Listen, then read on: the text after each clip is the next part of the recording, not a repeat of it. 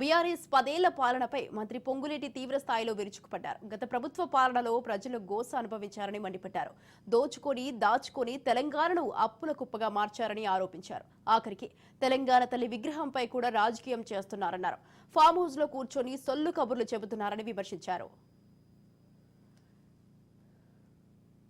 పేదోడు ప్రభుత్వంలో ఈనాటి ముఖ్యమంత్రి గౌరవ రేవంత్ రెడ్డి గారి నాయకత్వంలోని మన ప్రభుత్వం నువ్వు ఎంత రెచ్చగొట్టినా ఎంత అబద్ధాలు చెప్పినా 2 సార్లు కర్రుగాల్చి ఓతలు పెట్టారు తెలంగాణ ప్రజలు.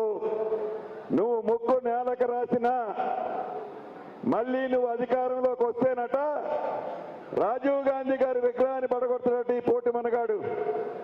తెలంగాణ తల్లి అంటే ఆయన చెప్పిన బొమ్మనే తెలంగాణ తల్లట. ఆయన పాడిన పాట, ఆయన చెప్పే వేదం తెలంగాణ పాటట. అసలు తెలంగాణ పాట ఇప్పుడు మనం విన్నది. అసలు తెలంగాణ తల్లి ఇందిరమ్మ రాజ్యంలో రేపు స్థాపించుకోబోయేది. అసలు తెలంగాణ పరిపాలన ఇది. తెలంగాణ ఇచ్చింది ఇందిరమ్మ ప్రభుత్వంలో తెచ్చింది శ్రీమతి సోనియా గాంధీ గారు.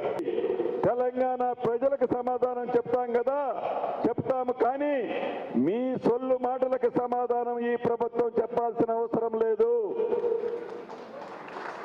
ఇచ్చిన ప్రతి మాటని ధైర్యంగా చెప్తున్నాం.